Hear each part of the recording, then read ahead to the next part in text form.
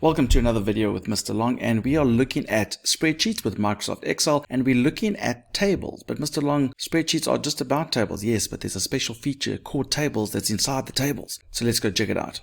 Tables are used in Excel to help us do filtering and to get specific information from a whole bunch of information that's particularly in a table format. So here you can see I've got some data. I've got a surname and a name. I've got gender, grade, amount raised, and points gained. And you can see I've got quite a bit of information over here. Now we can use a table to help us answer questions and do statistics on this data. And we start off by selecting the data that we want to put in a table. So I'm going to select all of this data. You'll notice that I've included the headings at the top because I want the headings to be right at the top. And I'm going to come here to insert, and there you can see the table options. So I'm going to click on table and let's see what happens. It's asking me to double check that that's the range that I want. Try not to go more than what the data is. You don't want to make the whole sheet into a table. It'll slow down your spreadsheet. You just want the cells that contain the data to be in your data table. And in our case, we definitely have headings. So we say, yes, my table has headings. If you don't have headings and you deselect that option, it will then go and create headings for you like column 1, column 2, and so on, which you can always rename later. But this is perfect for what I want. I'm going to click OK. And there we go. You can see that our data has now been formed into some sort of table. You can see it's all been nicely formatted with some colors in that. And the headings have been highlighted with these little arrows, which we'll get to at a later stage. So when I click anywhere inside the data table, you'll see that there's table design over here. And we've got all these options. You can change what it looks like if you want over here. You can change the layout of your table by looking at one of these. You can see there are lots of little options. You can just make it plain if you don't want to have any formatting. So you can go and change that. You can also right click on those options and you can duplicate it. And when you duplicate it, you can create your own style and format what the first column must be and what the first row must be and what the alternative colors must be. So you can actually go and edit that if you want to do that. The other thing about table design is ideally, especially if you're going to be using multiple tables in a worksheet or spreadsheet, then I would suggest that you name your tables. In this case, I'm going to name this data about our students. So I'm going to call this my students table. Students table, but try keep it to a name that does not contain any spaces. So that's going to be my student table. So you'll notice over here there are a whole bunch of other options available. We can say the header row, we can take it away if we want. I don't see the point to that. You can highlight the first column if you want, or if you want to highlight the last column, but that makes it bold, as you can see, and they're banded options and so on. Now what's great about this is if I go right down to the bottom, I can start adding data to the bottom. If I type in Mr. Long, you'll see that it automatically adds that data to the table. So we can go, yeah, Mr. Long's a male in grade 12, and let's say I've got 200 and there are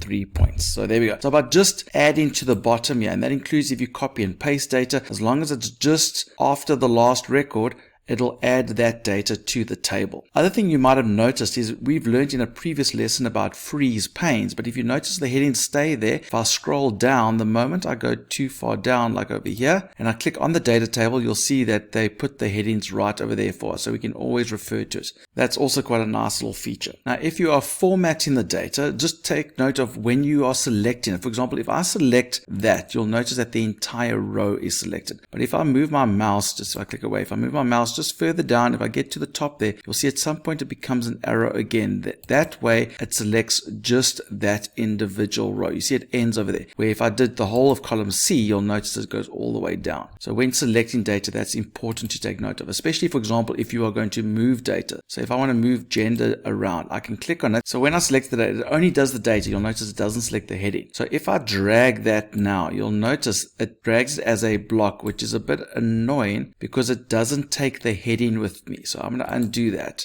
So when you are dragging data around, ideally you want to select the data including the heading. So you'll see when I drag, if I click on it again, it includes the heading. And now when I drag it across, now you see it's only one line, and I can move it to wherever I want it to be, and it shifts everything up, which is quite nice. So make sure when you're selecting the data that you also include the heading. So as I move your mouse to the top, select it, that's just the data, and then you just click on it again while it's that arrow to include the heading. I'm going to do that over here and drag this back to where I want it to be, somewhere over here. There we go. Now in the table design over here, you'll notice that there is a total row option. If I select it, I want you to just take notice, there's nothing at the bottom, but if I select the total row at the bottom, it adds this brand new row at the bottom, and you can select on it and select different options. So you can say the average of all these numbers, or you can say the count how many numbers there are, or you can find the max of the min. So you can do that over there. You can also do that to other columns. So any column that's got numbers and statistics, you can do. So if we can find the sum of all those. With data that's just numbers, it's going to be very difficult to find the average, but you could count it. That can work, but you don't necessarily want to do that all the time. But maybe for the grade, you would want to do some calculation on the grade, but there are others available. But those are the most common ones: your average, your count, your max, your min, your sum. So you can do that for your different columns, so you have a nice little average at the bottom. Just take note, if I do add information over here like Sarah, it does not include it. I would have to remove that row first, total row, and then I can start adding Sarah to add her data to the table. Okay, so just remember that. I'm going to undo that because I don't want to add Sarah just yet. And we can go get our total row back if we want, and it keeps all those options that we originally wanted. Now, the real beauty of tables is these options over here. You'll notice these little arrows occur by the headings, and that really allows us to be able to filter and get just the information we want. So let's say we want to select just the grade 10. So I can select on grade on that arrow, and I can sort it first of all by from largest to smallest. So that's also useful. I can sort it by the smallest grade first if I wanted to, and I can also go and just select a particular grade. So I just want the grade 10. So I deselect all of them and just want the grade 10s, and I click OK. And now I have the data just for the grade 10s, and my calculations in my total row will adjust according to the data. If I just want the grade 10s that obtained 5 or more points, now that's a bit more specific. They could do it like this, where we select our options over here, and we could select all the ones that are 5 or more. So they could go 5 or more. So we could do that. That could be quite annoying if you've got lots of options. So I'm not going to do that. You could use your number filters, where the number is greater than equal to, and then we can specify it must be greater than equal to 5, and you can add an or an and criteria if you want to add more. So there we go. So there we've got only the grade 10s that achieved 5 or more points. And when you want to undo your filter, you can click on those options and you can clear the points gain filter, and then we've just got the males, and you can clear